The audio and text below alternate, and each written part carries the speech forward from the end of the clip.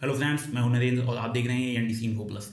Take pulse के इस series में मैं आपके साथ शेयर करता हूं करेंट टेक वर्ल्ड में चल रहे कुछ मजेदार और लेटेस्ट टेक अपडेट्स के बारे में। आज के लिए 2 अपडेट्स हैं, तो चलिए विदाउट वेस्टिंग एनी टाइम शुरू करते हैं। पहला अपडेट है उस लूप होल के बारे में जिसकी वजह से American tech company black listed Chinese companies को अपनी सर्विसेज बेच पा रही हैं, जिसके लिए यूएस गवर्नमेंट ने मना करा हुआ है। अभी की एक रिसेंट न्यूज में ओपन एआई और गूगल ने ये खुद माना है कि इन्होंने अपनी एडवांस एआई कैपेबिलिटीज को चाइनीज कंपनी जैसे अलीबाबा, टेंसेंट और बाइडू को सेल करा है। ये तीनों ही कंपनीज पेंटागन की उस लिस्ट में आती हैं जिसको अमेरिकन एजेंसीज मानती हैं कि ये चाइनीज मिलिट्री के साथ जुड़कर काम करती हैं। इस लिस्ट को 1260H के नाम से जाना जाता है। इसको ये टाइम टू टाइम अपडेट भी करते रहते हैं। जैसे अभी 8 जून को इसमें 65 और चाइनीज कंपनीज को ऐड करा गया, जबकि 10 कंपनीज को इससे बाहर निकाला गया। ऐड की जाने वाली कंपनीज में BYD, नियो और रोबोटिक्स मेकर यूनिट्री शामिल हैं। इसी के साथ अब इस लिस्ट में टोटल 188 एंटिटी शामिल हो चुकी हैं और इन कंपनीज के लिए यूएस गवर्नमेंट ने अच्छे खासे रूल्स बना रखे हैं ताकि जो अमेरिकन टेक कंपनीज हैं वो इनके साथ कोई भी बिजनेस या फिर टेक्नोलॉजी को शेयर नहीं कर पाए। लेकिन इसके बाद भी अमेरिकन कंपनीज और ये चाइनीज कंपनीज मिलकर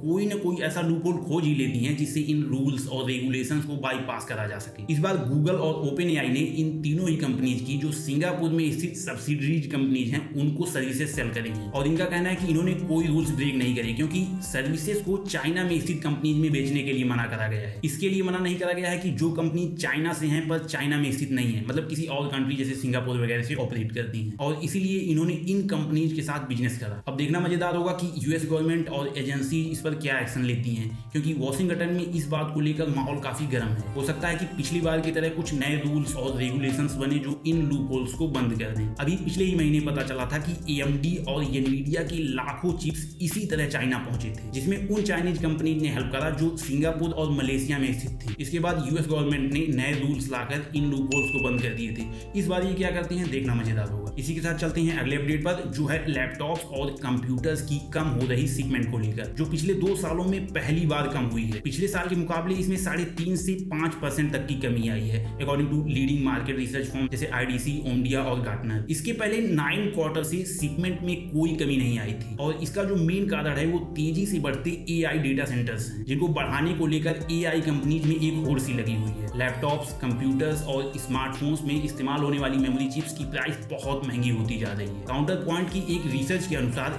DRAM की प्राइसिंग 3 महीने के अंदर अंदर ही 80 से 90% तक बढ़ गई थी और गार्टनर के अनुमान के हिसाब से यह यही नहीं रुकने वाली, बल्कि 2026 के आखिरी तक DRAM और SSD की कंबाइंड प्राइसिंग 130% तक बढ़ती ही जाएगी, क्योंकि AI कंपनी बल्क में और महंगे दामों पर इन्हें खरीद रही है। इसीलिए इनको बनाने वाली जो टॉप कंपनीज हैं जैसे सैमसंग, SK हाइनिक्स और माइक्रॉन, ये लैपटॉप्स और स्मार्टफोन्स में इस्तेमाल होने वाली मेमोरी चिप्स की जगह पर डेटा सेंटर्स में इस्तेमाल होने वाली और एनवीडिया चिप्स में लगने वाली हाई बैंडविड्थ मेमोरी चिप्स को बनाने को ज्यादा प्रायोरिटी दे रहे हैं। पीसी बनाने वाली कंपनीज के ज्यादा पैसा पे करने के बाद भी इनको ये चीजें मिलना मुश्किल हो रहा है और कंपोनेंट्स के लिए ज्यादा प्राइसिंग पे करने के कारण इन्हें अपने प्रोडक्ट को महंगा करना पड़ रहा है और प्रोडक्ट की प्राइसिंग के बढ़ने के कारण लोग इनको कम परचेज कर रहे हैं। एप्पल को छोड़कर लगभग सभी लैपटॉप्स बनाने वाली कंपनीज का मार्केट शेयर कम हुआ है, किसी किसी का तो बहुत ज्यादा कम हो गया है। अगर टॉप 5 की बात करें तो पहले स्थान पर लिनोवो है, जिसका ग्लोबल मार्केट शेयर लगभग 24 से 25% का आसपास है। इनका डिक्लाइन 2.1% का हुआ है। HP का मार्केट शेयर सबसे ज्यादा कम हुआ है, यह 9% तक गिर चुका है। 19.1% ग्लोबल मार्केट शेयर के साथ HP दूसरे नंबर पर है। डेल के मार्केट शेयर में भी लगभग 5% की कमी हुई है और ये 15% ग्लोबल मार्केट शेयर के साथ तीसरे स्थान पर है। मार्केट शेयर के मामले में एप्पल ही एकमात्र ऐसा इकलौता ब्रांड है जिसमें ग्रोथ देखी गई है। IDC की रिपोर्ट में एप्पल की ग्रोथ 10.1% की बताई गई है, जबकि ओमडिया इसको 15.9% की बताता है। एप्पल लगभग 8.5 से 10% ग्लोबल मार्केट शेयर के साथ चौथे स्थान पर है। 5वें स्थान पर Asus है और इसमें भी स्लाइड ग्रोथ देखी गई है।